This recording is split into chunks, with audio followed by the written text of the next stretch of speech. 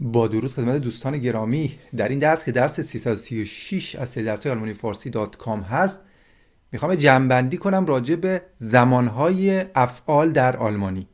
این کل اون زمانها رو یه بررسی کنیم، ببینیم کدومش مهمه، کدومش رو اصلا نباید یاد بگیریم، سراغش هم نریم. من اینجا یه دونه فعل رو برای شما صرف کردم. خب راجع به صرف فعل هم گفتیم.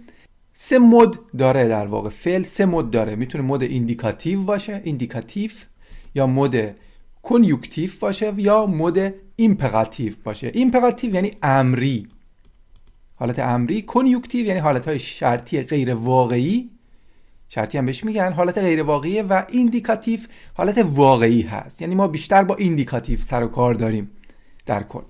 مثلا ایندیکاتیو شامل پرزنس هست. پرزنس یعنی زمان حال. مثلا وقتی من میگم ich lerne یعنی من یاد میگیرم، یا وقتی میگم ich komme یعنی من میام. به هر حال اینها میتونن معنی من در حال یاد گرفتن هم هستم بدن. مثلا من دارم یاد میگیرم، ich komme من دارم میام. اینا همشون میشن جزء پرزنس. پس ich arbeite یعنی من کار میکنم یا من دارم کار میکنم، هر دو میشه. ما بخش پرتریتوم داریم یا Vergangenheit که گذشته هست. مثلا من میگم ich lernte. ich lernte یعنی من یاد گرفتم. خب این حالتهای مختلف واسه همه اشخاص اینجا هست. من کلا میخوام بررسی کنم اون زمانها رو. خب پس ما حال داریم، زمان گذشته داریم و زمان گذشته نقلی داریم، پرفکت داریم. ich habe gelernt.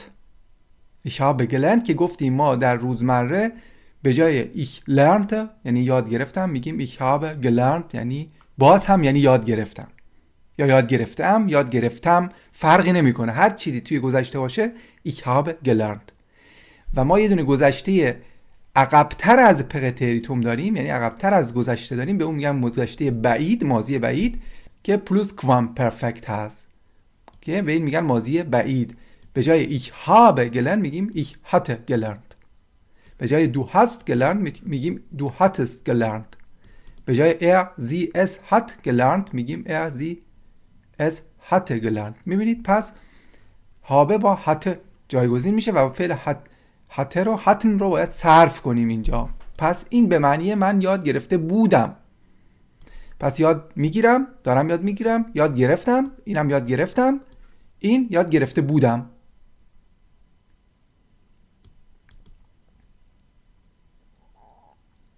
داشتم یاد میگرفتم و اینها هم بچه همشون همینه. من داشتم یاد میگرفتم که توی یه دونه ویدیو هم من اینو توضیح دادم. داشتم میخوندم و اینا همشون گذشتن بچه ها. اون حالت داشتمش که ما میاد، مثل اینجا که ich lerne یعنی دارم یاد میگیرم با یاد میگیرم یکیه، اینجا هم یاد گرفتم با داشتم یاد میگرفتم یکیه. ولی یاد گرفته بودم یه حالت باز گذشته هست که کدوم یک از اینها کاربرد بیشترین کاربرد داره.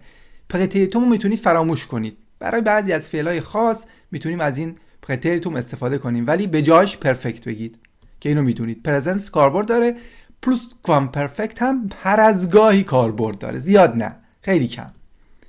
خب بعد میریم سراغ فوتور که هم آینده هست که با از werden استفاده میشه. پس فعل werden رو باید ich werde, du wirst, er wird, wir werden, ihr werdet, sie werden. صرفش رو بلد باشیم. مثلا ich werde lernen یعنی یاد خواهم گرفت. ich werde kommen یعنی خواهم آمد. du wirst arbeiten تو کار خواهی کرد. خواهی داره، درسته؟ پس lernen رو اصلا هیچ تغییری نمیدیم، فقط این فعل werden هست که صرف میشه واسه ich, du, er, wir, ihr, sie. و یه دونه فوتور، این آینده یکم بچه ها کاربردش باز کمه. یعنی ما خیلی جاها به جای این آینده، مثلا به جای اینکه من بگم من یاد خواهم گرفت میگم یاد میگیرم، از این استفاده میکنیم، از پرزنس استفاده میکنیم. پس پرزنس ببینید خیلی مهمتر شد. یکی اینکه یاد میگیرم، یکی اینکه دارم یاد میگیرم، یکی یاد خواهم گرفت، همه رو میشه از همین پرزنس استفاده کرد. این نکته. فوتور اینز هم به هر حال استفاده میشه کرد، ولی گفتیم جانشین داره به هر حال. ولی فوتور 2 که در درس 100 نمیدونم درس چند هست، ولی من گفتم اینا رو در لکسیونن تو درس آلمانی فارسی .com. اگه سایت برید دویچه لکسیونن، اگر بیاید این بغل کاتگوری ها رو ببینید، فوتور 2 رو میبینید. فوتور 2 رو بزنید و میبینید درس 295. ما این کاتگوری ها رو بچه‌ها گذاشتیم توی سایت. خیلی از این چیزایی که سوال میشه پرسیده میشه در این کاتگوری ها هست. برید، درس ها کاتگوری هم دارن. خب پس فوتور 2 رو فراموش کنید، زیاد مهم نیست. به چه معنی هست؟ Ich werde lernen یعنی یاد خواهم گرفت. Ich werde gelernt haben. حالا این وارد ساختارش نمیشیم، توضیح دادیم. به این معنی است که من یاد گرفته خواهم بود. یاد گرفته خواهم بود. مثلا اگر تو هفته بعد بیای، من یه کاری رو انجام داده خواهم بود.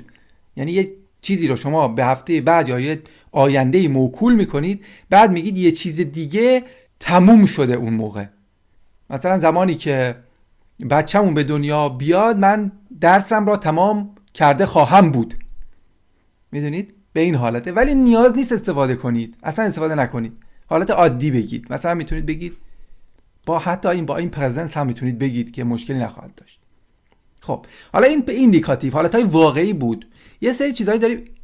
کنیوکتیو هست. کنیوکتیو معنی غیر واقعی، شرطی غیر واقعی، که کنیوکتیو اینس داریم که به معنی نقل قول هست که بیشتر برای نقل قول استفاده میشه، و کنیوکتیو 2 داریم که برای همون حالتهای شرطی غیر واقعی رو نشون میده. پس کنیوکتیو اینس همون نقل قول هست.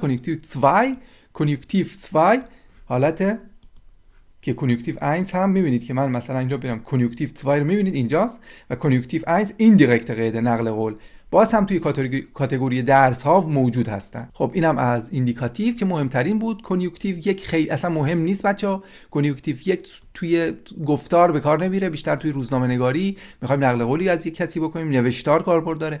کنیوکتیو 2 با اینکه بعضیا میگن مهم نیست، ولی از نظر من خیلی مهمه. کنیوکتیو 2 رو ما خیلی کامل گفتیم که دو حالت داره. حالت گذشته داره که این حالت پرتریتوم و پلوس کام پرفکت باز داره که حالت که اینو من اسمشو گذاشته بودم تو اون درس‌ها حالت حال و آینده، و اینو گذاشته بودم حالت گذشته، یه حالت حسرت داره. درس‌های 220 تا 226 این هستن و درس‌های 136 تا 149 راجع به این دوتا بحث میکنن. و این امپراتیو هم امریه. مثلا من به نفر میگم learn یا learn یعنی بخون، میگم come یعنی بیا، میگم گه یعنی برو. که امری هم 4 حالت داریم. مثلا من میتونم بگم learn، به یه نفر بگم به تو بخون، به چند تا از دوستان بگم میشه learned، به صورت رسمی میگم lernen Sie یا kommen Sie، به صورت جمع خودمون بخوام بگم میگم lernen wir، میخونیم. یه نوع امر دیگه، میخونیم، بزن بخونیم. خب این سه تاش مهمه، این. اینفینیتیو هم به معنی مصدر هست. وقتی فعل صرف نشه، lernen صرف نشده، آخرش به ان ختم شده، میبینید. و حالت پارتیسیپ داریم. پارتیسیپ 1 داریم که پارتیسیپ پرزنس بهش میگن. لرنند د داره آخرش، به همون لرنن یه د اضافه میشه. و پارتیسیپ 2 پارتیسیپ پرفکت بهش میگن، گلرنت هست، همون صفت مفعولی هست که باز هم پارتیسیپ 1 و 2 رو اگه بخواید نگاه کنید میاد تو همین کاتگوری. میبینید پارتیسیپ پ پارتیسیپ 1 و 2 میبینید اینجا ما توضیحاتشو همه رو دادیم، 2 تا درس. خب ما یا حالا اینها حالتهای معلوم بود، یا حالتهای مجهولی هم داریم. حالتهای مجهول هم هر کدوم از این خونهایی که اینجا میبینید یه نوع مجهول هم میتونن داشته باشن که مجهول 2 3 4 تا هستن که مجهولشون مهمه. مجهول حال مهمه، مثلا ich lerne Deutsch wird gelernt. Deutsch wird gelernt با werden میاد. مجهولان با werden میاد. پس wird gelernt حالت پرزنتش هست. wurde gelernt Deutsch wurde gelernt حالت گذشته هست. ist gelernt worden حالت پرفکتش هست. war gelernt worden حالت پلوس کوام پرفکت هست، حالت مجهول پلوس کوام پرفکت هست. ما حتی میتونیم فوتور 1 و 2 1 رو هم یا فوتور 2 رو هم مجهول کنیم، ولی کاربردی بچه‌ها ندارن. من میتونم بگم Deutsch wird gelernt werden، اینو نگفتم مثلا تو درس آلمانی فارسی چون مهم نبودن.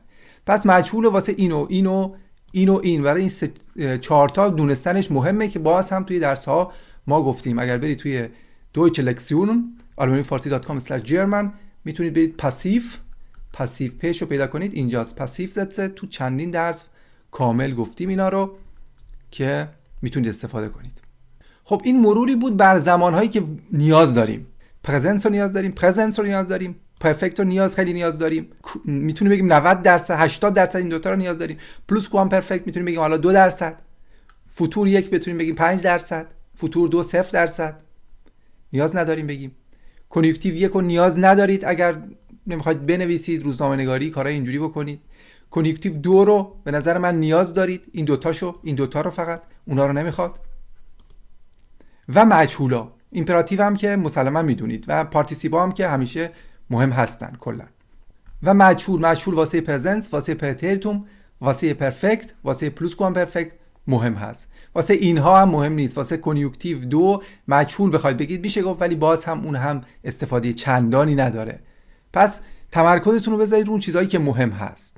امیدوارم این درس بهتون کمک کرده باشه که یک دید کلی از اون زمانهایی که توی آلمانی هست به دست آورده باشید و بدونید که این همه این چیزایی که اینجا هست واقعا نیاز به یاد گرفتن نیست و نباید هم این کارو بکنید، وگرنه قاطی میکنید، طوری حرف میزنید که مثلا میگن این چه طرز حرف زدنه.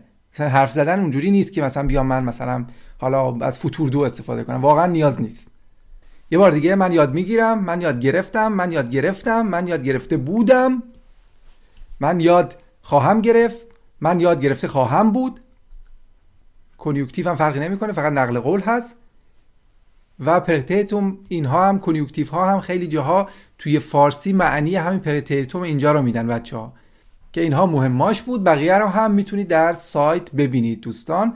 لینک این کاتگوری سایت رو هم زیر همین ویدیو اضافه میکنم. Alles Gute, viel Erfolg, auf Wiedersehen.